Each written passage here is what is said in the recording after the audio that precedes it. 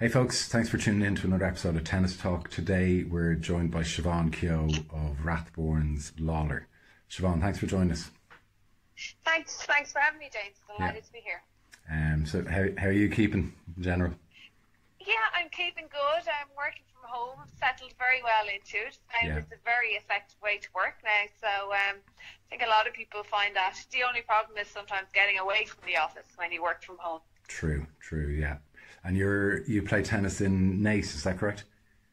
I do. I'm a social player in Naas, and God, I cannot wait to get back on court. I'm really counting down the days and minutes to the 18th at this point. Yeah, and do Naas have a online booking system? I know that's one of the... We do. We always have done. Yeah. We've that all set up, which is great because it is one of the requirements now for Tennis Ireland, so they can contact trace and everything. Yeah. So we were checking in today to see if it was up and running yet, but no, not yet. Sadly. Not yet. So the reason, Siobhán, I wanted to bring you on is because I think your story is quite interesting. You're involved in a well-established candle business, but in recent times, given what's been going on, you essentially reinvented yourselves as a company to, I suppose, help tennis and maybe other sports clubs deal with the issue of, all the social distancing, sanitizers, etc., which we'll get to. But tell us a little bit about Rathborne's Lalor candle business. Yeah, so we're the world's oldest candle makers. We were established in the centre of Dublin in 1488, so we're going now a very long time, and we've faced an awful lot of challenges during that time, like for example, the Great Irish Famine, World War, the invention of electricity, and now, of course, we've got COVID-19. So through every stage, we've had to reinvent ourselves or come up with new ways to make sure we survive, and that's what we've done on this occasion as well. So we started producing hand sanitizer back in mid-March at this stage. So quite a lot of things to do in order to do that, in terms of registering with the Department of Agriculture, Food and the Marine, to make sure that we're registered with biocides in case of any problems, registering with revenue for alcohol. A lot of work involved, but something that we really wanted to do, I suppose. We're Rathborne's, a lot of people would know us as a household name in the production of candles, and more recently in luxury handmade candles. Yeah. And we have a second brand, which is our Lalor brand. And can I ask you just briefly about Rathborne's? Yeah. I saw today it was established in 1488, and I was surprised and intrigued by it. It's hardly a case that stayed in a particular family. I presume whoever started up was it Mr. or Mrs. Rathborne, was it? Yeah, John G. Rathborne back in 1488 started the business, and the last Rathborne sadly left in the early 1920s. He followed a lady up to Fermanagh, and the business then went into private ownership, and it's changed hands a number of times since. Yeah. But we're the oldest business in continuous without ever pausing or stopping production in its whole 530-year history. Yeah. So makes it Ireland's oldest company, and it's still in private ownership at the moment, and myself and my husband then run it on behalf of that businessman. Yeah, and there isn't a Rathborne's museum where they would have kept a lot of the old products or anything, is there?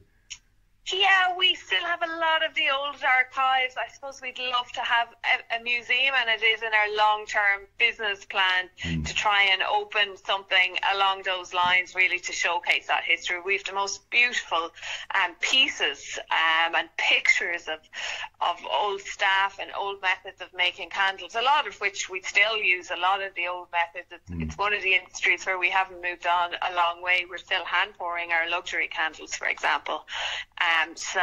It would be lovely. It would be lovely to have. Okay. So COVID came along, and I presume was it just that orders took such a massive hit that you decided, okay, let's do something else? Well, yes, orders would have taken a hit with the closing of shops. We're still using our online business, and that is, I mean,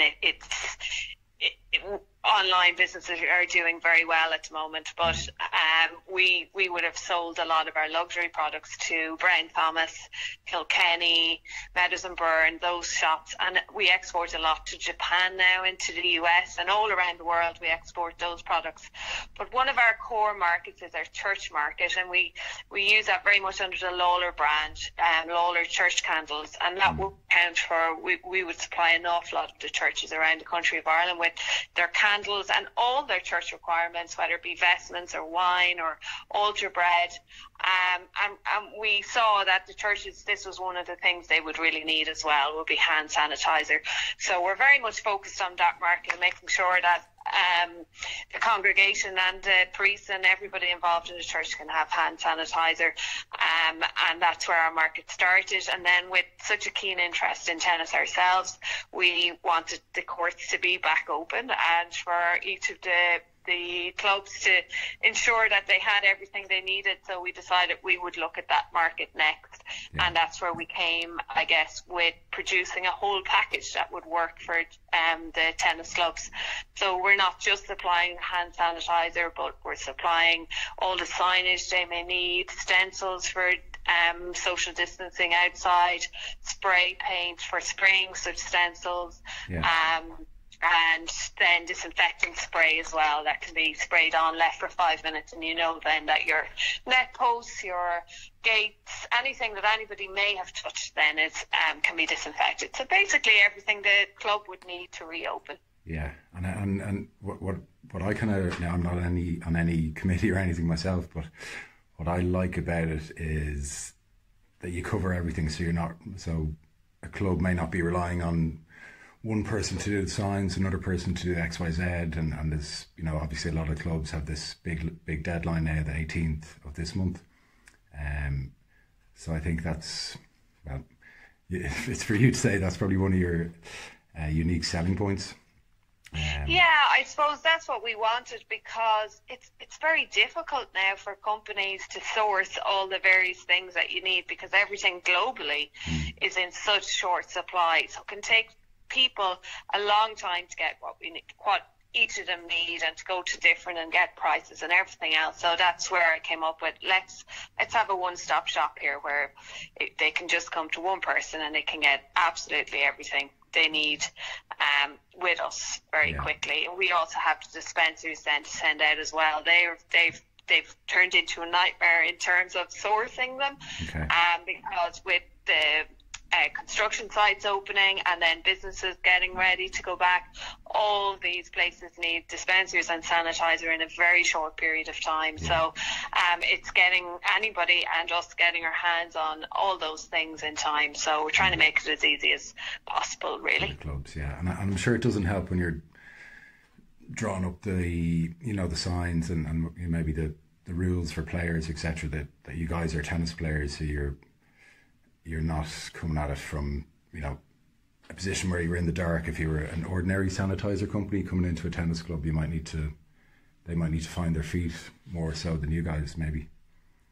Yeah, absolutely. I mean, we understand it inside out, really. We've been involved with NACE for a long time at this stage, and we've had children playing and all the rest. So we understand it from every aspect, which made it very easy. And even in terms of rules and what some clubs might take on, some which others might not, and trying to get something, and then different clubs being of different sizes with different requirements. And we're even familiar with, we've travelled all around the country really at tournaments to different clubs, so we know when we're talking to clubs, oh well, your club houses, you may need this, that or the other, Exactly. And then in terms of that, we're getting ready for when the clubs do reopen. So we're preparing to have stands in place that can go into club foyers, and again there'll be different requirements instead in terms of signage and everything. So we're making sure we have everything in place for that. So again, we can make it as easy as possible for clubs. I mean, they've so much to do in terms of letting their members know what they have to do, and getting all their information up and typed, and their T's crossed and their I's dotted. It's a big job. I wonder if all the clubs will be, you may be speaking to more of the clubs than me, but I wonder if they're all going to be ready by the 18th. And even can they open on the 18th if they don't have all the measures in place? Yeah, I mean, it will definitely be difficult. It is an awful lot of work, especially since most clubs are volunteer run, so people are busy with their work or whatnot. But it's a lot of work, and they need a lot of volunteers in place as well for opening, in terms of making sure people are adhering to the various rules, and then various cleaning committees, and then check in all the different things they have to have place in balls, methods to provide members with balls, and so it is a big undertaking. From the clubs I've spoken to, they're taking it very seriously. They're very proud of the fact that tennis is one of the first sports back, and they know they're going to be very much in the spotlight for that reason. And I think clubs want to show the public that, look, we're doing a good job here, we're making sure that we're doing what we're meant to do for the whole country, I suppose, in terms of making sure that we continue with social distancing, and therefore ensure that we're doing the right thing. And clubs want to show that they're doing that. And I think I'm confident they will. I'm a little nervous that there might be some clubs might be a little slack, and then you'll find a picture on social media of people not social distancing, and there'll be uproar. So I mean, I suppose that's as well why we put a lot of work in trying to put everything together for clubs to make it as easy as possible. But we're also keen that there's no bad press for the tennis clubs. We don't want them closing, because, as I say, we can't wait to get back on court. So we want them to do the right thing and get as much as they require as a club. That will make, we are in a very privileged position to be one of the sports back up and running. So we need, and we don't want them to close again. So we do need to as clubs, take it very seriously and do the right thing.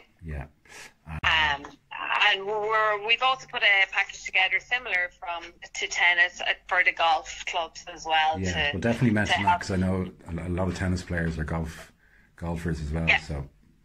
Yeah, they go hand in hand, really, and it's another sport that personally I knew a lot about from my family all play golf. So it was an easy one again for us to put Tennis Ireland by the Union of Golf. So we'll be going on the confederation there for golfers. So again, we've been in contact with both bodies to speak with them about what they require to make sure that we're going along the right lines and meeting their criteria, to make sure again that both tennis and golf are meeting going the right way, really, about reopening and making sure they have everything in place that they should have. Super.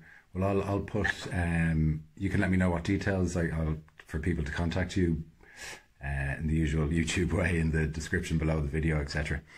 Brilliant, I will do. So unless if there's anything else I'm missing or. No, I'd just like to say happy tennis. I hope everyone enjoys getting back out on court and back onto golf courses too for those that golf. It'll be really lovely, and I hope it's not lashing rain on the 18th of I don't think it'll stop people. Beautiful weather. Although I don't care, I'll still be there. Clubs will be packed. So but Siobhán, thanks a million. Congratulations on your initiative.